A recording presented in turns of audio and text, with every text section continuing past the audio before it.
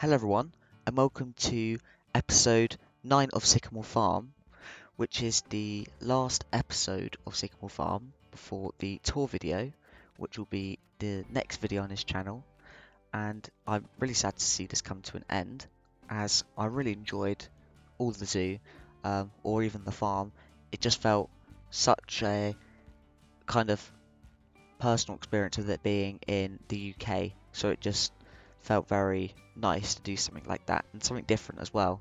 I haven't built like a low down or not multi biome zoo before, so yeah, it's kind of fun to do it this way. And I do have to shout out Planet Zoo for just making this pack because it's one of my favourites when it comes to pushing people outside the box and just kind of making people do something they're not used to. And it's very common for all zoos to have this section, and I'm glad they haven't left it out, even though they are coming to the end, I think, of their lifespan, and they've probably got about one more pack left, and that's it. So yeah, I'm quite happy about that. But as I said in the start, this is the last episode of Wildwood Zoo, and also the longest it took me to film, as I cannot explain to you how long it took me to place all the grass in the new habitat. You could probably see by the thumbnail that I had to kind of like hand place about 80% of all the grasses in there. Yeah, it took me a long time. And I had to do it over multiple days because I could not sit down for more than 30 minutes of just placing Yorkshire fog grass everywhere. It's just a nightmare to do.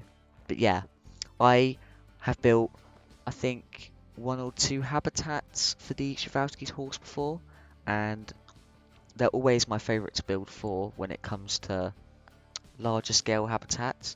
I just feel like they use it really well, and when they like run across the field, it's just so majestic. And I know on the Zoopedia it has they can only live within about like a group of seven. I don't know what you call a group of Przewalski's horse. Probably like a herd or something. Um, I think it is called a herd actually. Yeah, I'd imagine it's called a herd. Um, yeah, I've never seen. Well, I've seen in like pictures in like Mongolia where they live that there's more than seven usually. So I don't necessarily believe in that number. I know they had to put a number on there, but I felt like they could have been a little bit more broad. So I've had to put. I think I've got definitely over like three groups. I think there might be like 15 or 16 or something in there. It just fills it out a lot more. And it's a very big area. I can't remember the exact number on the gates because I did it so long ago, that first clip. Um, but I think it is something like over 20,000 meters squared, which is just mad to me. So yeah, you can imagine how long it took me. But yeah, as I said before, as this is sort of British themed, um, in this area, because I've used so much Yorkshire foggrass, I thought, why don't I do a little bit of like Yorkshire countryside? So what I've done, yeah, Yorkshire is just I think Yorkshire's quite a rocky area. They have a lot of like land rocks sort of on the surface, and they have these like big cliff edges, which is I've done at the back of this habitat. And this is also quite good because it kind of creates the fact that there's like Przewalski's horse area. Um, Although this isn't necessarily like made for the Przewalski's horse, it's definitely sort of tailored to them. The fact that I've made it in their habitat, like which is like a step. So yeah, it's definitely, I don't know, kind of created the atmosphere or that they live in there. Um, yeah, I think I said in a previous video that these were just going to be some normal horses, but we're just using the Przewalski horse model. But what I've decided is that I do want it to be Przewalski horse because I feel like, I don't know, I just love the idea of it being just a little bit more than a zoo, just a little bit sort. Because I think a lot in the UK, there's a lot of Przewalski's horse. Even I've seen them, not in the wild obviously, but in a lot of zoos and stuff. So I think they're very common, and I think that having this sort of area or farm-like area which has them is quite a good attraction for them as well to say that they do this. Um, luckily, so far, I haven't started the horrible work of placing the grass. And I don't think in this part of the video I particularly realise the how long it would take me. I thought, oh, I could just, copy it and go about. But I don't know if any of you know it, but when you start placing them, when you do the align to surface tool, you can't do that when it's in a group. So I could have made like maybe a little bit larger sort of circle and placed it along all the cliffs, but I ended up just not being able to figure it out. I don't think it's possible. So yeah, I just decided to give up and just do it all like first hand. So yeah, sadly I had to do that.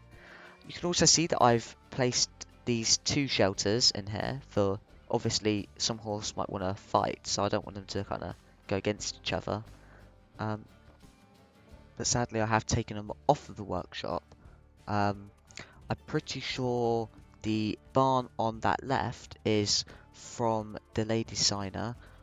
She did hers in a like African mini zoo thing, which I nicked because I thought it was just such a good design and it fitted in with the park so well. And I also nicked this like English cottage house looking thing. It took me a while to find something because I didn't really want a barn, I wanted like a house. And a lot of the houses had, actually a lot of them, like the nice ones, didn't really have necessarily like an opening, like a doorway that I could fit in. So I thought, okay, I'm just gonna kind of deal with it and just take me about an hour to find another one that actually had it, which is a bit of a shame, but it is what it is. Here it is, I am doing the tedious grass placement. It took me multiple days to do this. I am extremely proud of the end progress, but I don't know if the time I put in I really got anything out of it. It's just nice to have a little area which you can just look over and it's all grass covered, not just that little area. But yeah, I also did the rock wall along the outside. I'm not too sure if that is like necessarily needed because I don't think that will keep the horses in, but I think it's a good template with like the Yorkshire theming. They have a lot of rock walls down there, so, or up there even. So yeah, it's quite a good idea to do the rock walls. But yeah, here you can see I'm doing that thing where I tried to copy and paste it and realised that I can only do that.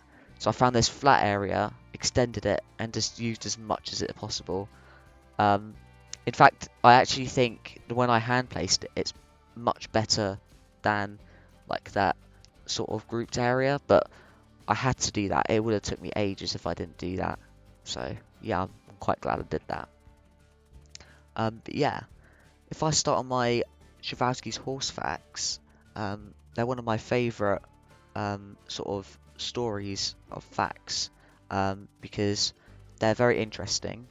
In around the 1800s, they were discovered by a guy whose name was Nikolai Przewalski, and it was named after him. Well, he was the first scientific guy to kind of discover these, and he thought, oh, okay, I'm going to name them Przewalski's horse because they look like horses and it's got his name in it. Yeah, this was when the Europeans and the US ventured out into Asia, and yeah, they found these in the steppes. If you don't know what a steppe is, it's a very arid environment where it's like not like cold enough for like a forest to grow on, but it's kind of too warm enough for it to become a desert. So it's just that in between sort of bit between a forest and a savanna and a desert. It's like a savanna, but not more desert than savanna. Yeah, it's weird to describe. But yeah, it's in between the savanna and the desert basically. But yeah, the Przewalski's horse was, I don't think it was necessarily poached like to the extinction. It was very sort of, it got in the way and it kind of, in the area it was found, like the Mongolian steppe, and it was actually found a lot across a lot of Asia, so it's not just the steppes. It's found a lot across all the Asian continents, Asian countries. So yeah, it's quite interesting how widespread they were, because they are like a old species of horse. But yeah, we'll get onto that in a bit. So basically, the Przewalski's horse had a lot of threat between the food production, the agriculture done in the area impacted their life. Um, it's just very hard for like sort of external cattle, such as like domesticated horses and cattle. They bring over diseases, and it causes a bunch of problems for them, and it just kind of degrades their um, sort of population. So I think it was around, they were discovered in 1800, so it must have been around 100 years later, and within those 100 years, lots of zoological parks in Prague and Germany, which are quite big in them times, so they're the first sort of zoos that popped up. Those took in the Przewalski's horse, as they were like an interesting horse that people knew they were like prehistoric, and they thought it was quite interesting. So they took them in, and it was in the 1960s they just found out, over obviously a period of time, that there was none left, and they couldn't find a single population. They went hunting for them. People were hunting for them to get them as trophies. As their population went down, it got rare, and they got priced higher in the value. So, yep, they went in and couldn't find another one. These were experts at finding them, so you know there weren't any left. So they were declared extinct in the wild, which is only done to a handful of species that are only alive in captivity. There's a couple of them.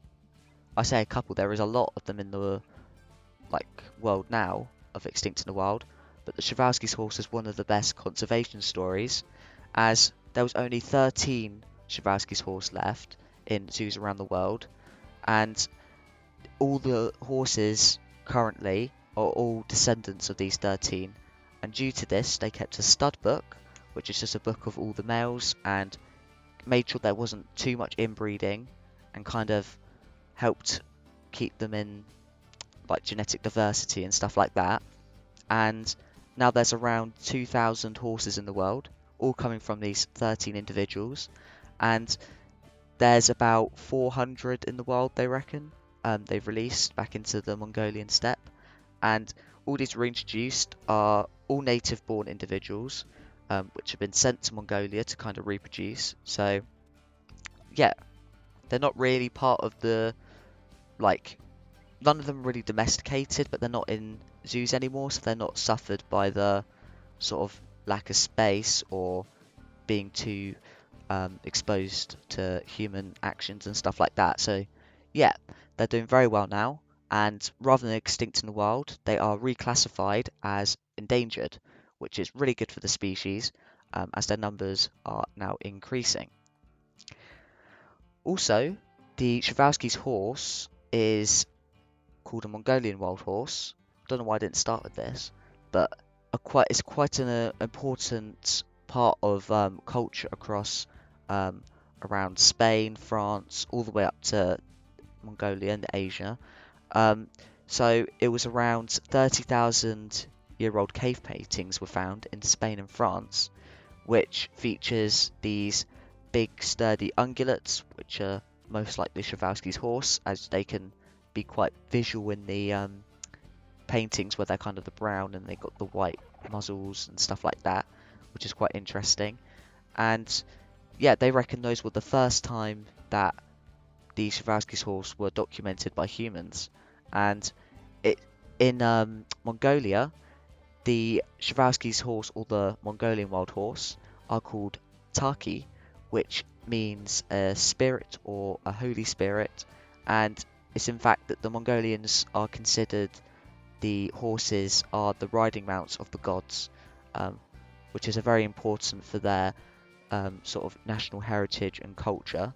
It kind of helps them have a little bit of grounding, and helps kind of makes everyone very unique to themselves and all follow this sort of nice tale. Which is funny for this next statement, as my final thing on Przewalski's horses is that they lose, when they molt, they lose all their coat at one time, such as on their tail and their mane, all simultaneously and all at once. And this is quite unique to them, as domestic horses, as you see in the UK and even in the US, all the wild horses you would say in them countries, they shed their coat very slowly, and this is kind of the whole point why horses are used in like competition racing and all stuff like that, is because they are descendants of the Przewalski's horse in that way.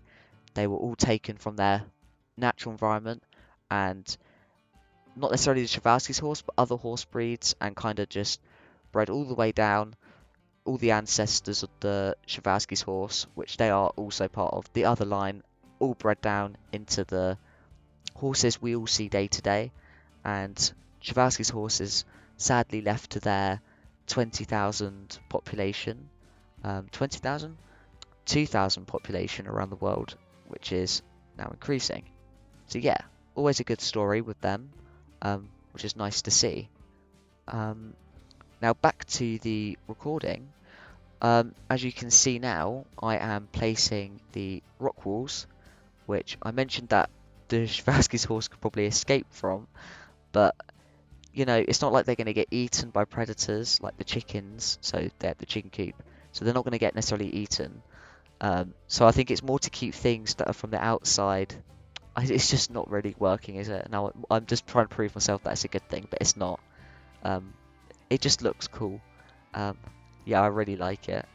My last point for this video is that I was going to start a obviously finish the Wild Woods series, so we've still got the Tiger Trek to finish, which is going to take me still some time to finish. I did say in the video that I was going to add Przewalski's horse along the train line, which, as you could probably tell, that I'm not going to do, as I've done them before. And until we start adding sort of the same animals, I'm going to try and do something new every time I build for an animal, so that I build for every single animal in the game without leaving one out. I probably might do a couple duplicates, maybe like for the rhinos and stuff, just because they're like one of my favourite animals, and the only animal I haven't done for is the black rhino, which I was thinking of doing in Wildwood Zoo, but we've already got 2 rhinos, so it's not needed. So yeah. But for like the future of the channel, I thought after Wildwood Zoo, I thought, because a lot of people on their first, like a lot of like Planet Zoo YouTubers, they like to do mini series, or like a mini zoo series, which is like what I've done with Sycamore Farm, but for like, let's say a specific biome or country or anything like that. But I thought, why don't I kind of go for something a bit different? So I went through a list of ideas, like a certain biome I thought could be quite fun. But in Wildwood Zoo, we had the multiple biomes, so I still think the desert area is my favourite. So I thought, I don't want to do the desert area. So then I was like, I don't want to do a whole zoo like I've just done with Wildwood Zoo. So I was going down the list of all the things I was doing, and then I thought, oh, why don't I do a tropical zoo? But instead of making it maybe tropical, I could add maybe like a desert in like the tropical area, like make it tropical, and then they've tried to make it deserty. You see what I'm trying to pull at? So like, for example, I can't think of a good example really, but like if you think about like a greenhouse, you've got I can't think of an example, but like usually like in a garden, you've got a sort of different plant. So you might have a rhubarb like they had in like Victorian times. So a rhubarb plant is a tropical plant, but maybe that's not necessarily native there, so it could be in like a giant greenhouse. I don't know, I was thinking something like that. I thought could be quite an interesting concept for a zoo. Yeah, I'm still trying to narrow down what I want to do after Wildwood Zoo. Because I feel like I need something new, and stuff like that. But for my sort of like work, I'm gonna start doing um, a sort of written paper about bears. So I'm thinking, oh, I could do something about bears, maybe like a bear park or something, just to get me motivated to do it, or something like that. Just so I have something alongside to help me, inspire me and stuff. So I thought, oh, okay, I could do that as well, which is what was actually on the top of my paper, of what I was gonna do. Um, but yeah, working my way down the list. I've always wanted to do like a biome zoo, which is kind of like the domes, and then kind of build an animal each different biome in the domes. So obviously you've got, like, as I said before, the steppes and the wetlands, and I was thinking, alright, I could do something along that degree. Um, but yeah, we'll see if I narrow it down. Um, I keep you updated occasionally in the future. Um, Obviously it might take me some time because we've got some time to do it, but it's really narrowing down what I want to do. Um, and you guys probably know, but I'm not like the biggest builder, so you know, I'm not the best sort of like building a barn or something like that. I'm more like a place down rocks and plants sort of guy. I love my foliage work, so I'm definitely going to start sticking to that more as well. And actually, I've just had an idea. Maybe I could do like a who was it that did it? I can't remember their name, but they did like a reserve and they made like a natural environment. Um, but yeah, after the Przewalski's horse thing, I'm not too sure if I could do a grasslands or anything like that. Um, but yeah, just something maybe like that. I don't know. I feel like I should do something a little bit more um, wild because that's what I'm good at. Um, I did see someone trying. They're doing like a documentary about the animals, which is quite interesting. I was thinking of doing that maybe for the bears or something, just to like add to my coursework or something. That'd be quite funny. Um, Maybe like something like a David Attenborough impression or anything like that would be quite fun. Um, yeah, that might be the next idea actually. Because I don't know, because I can't build a zoo. I mean, I could do a zoo. You could do maybe like a North America, like wildlands, and yeah, I could do something. Maybe that is it. Maybe that is the next thing. Um, but yeah, that's a good idea. I like that. But also, for the looking more future, obviously, because that's what I'm all about.